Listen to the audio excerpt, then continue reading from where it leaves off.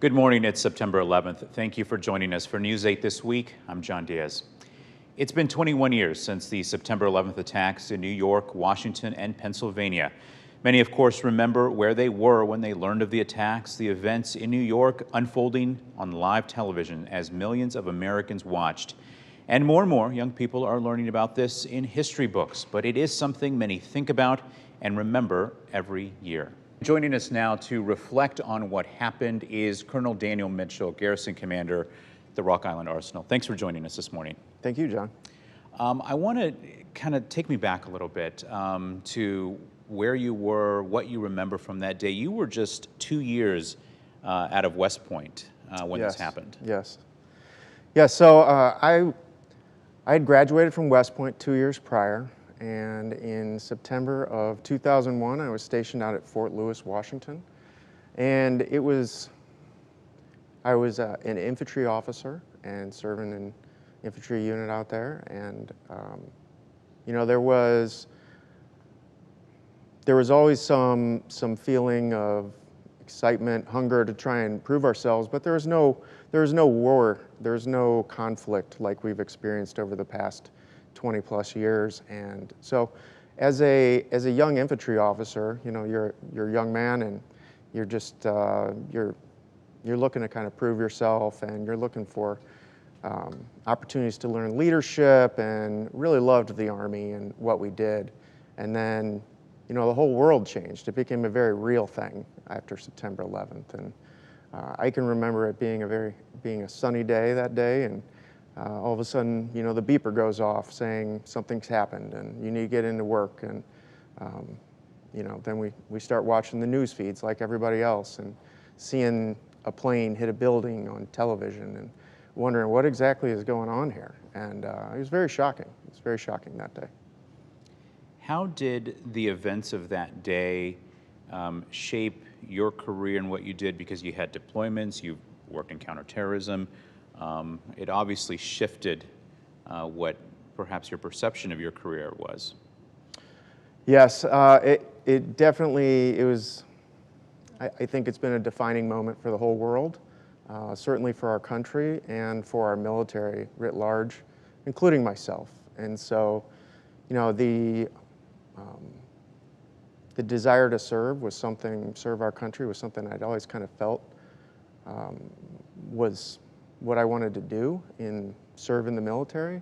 And then when September 11th happened, it became a very real thing, and I had friends and you know, classmates that I'd graduated from school, and people all over the world and all over the Army that were deploying to Afghanistan, and then in 2003 deploying to Iraq, and eventually deploying wherever terrorists sought to threaten Americans or the American homeland. And so it kind of drove me to want to be more a part of where the action was. And so I moved towards the Special Forces, put my name in the hat for that, became a Special Forces officer, went to 5th Special Forces Group and worked with many of the guys who had done the various invasions of Afghanistan and Iraq, learned from them, and developed great friendships with people all over the military. And so I think that's probably one of the biggest ways that 9/11 changed the course of my life, was just developing those friendships throughout the year and growing close with teammates, you know, brothers and sisters in arms, people that I knew I could always count on and depend on wherever I was in the world. After having a 20-plus year career, does your perspective on those events differ from when you were a young man? It certainly does. I mean, with time and experience comes greater reflection and greater understanding, you know, of trying to evaluate some of the feelings. But it also comes with the experiences of losing friends and colleagues to the various conflicts in Iraq and Afghanistan and other places around the world. And so, you know, I mentioned as a young man, you're hungry, kind of to prove that. And I find that that's kind of a common thing. But as you experience it and you grow older, it's not as much. It's more of a duty and less of something that's unknown and somewhat exciting. It's more real, something that has touched your life, and you've seen how it's touched the lives of the families around you, especially the Gold Star families around the military, those that have lost a loved one, have buried them in like our national cemetery at Rock Island Arsenal, or in a place like Arlington, or even in a hometown cemetery. So, you know, those kind of things become very real for you. What is the message for today, whether you lived through it or whether you're just a young child who's learning about this? What is the takeaway that we still need to be reminded of? Yeah, it's a great question, and one I have been thinking about and reflecting on as we've gotten closer to this day.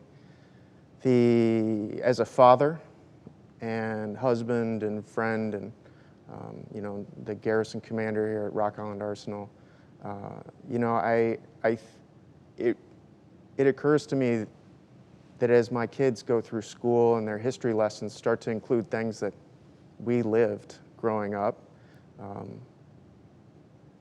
it's kind of shocking. It's amazing, really, to say, you know, I experienced that, or I was part of that, as opposed to just reading about it in a book. But at the same time, as time goes on, I have a deep feeling that we need to remember these things, and we need to pass those lessons on and those experiences and share those personal experiences of service, of camaraderie, of what the military and military service has meant to us, or being a part of a first responder, or something of that nature, and pass that on to those around us so that it's more real for those around us, because we really do need to make sure that we remember, that we never forget those sacrifices, especially those of the Gold Star families that have lost a loved one. All right. Colonel Dan Mitchell, thanks so much for joining us this morning. Thank you, John. I appreciate it.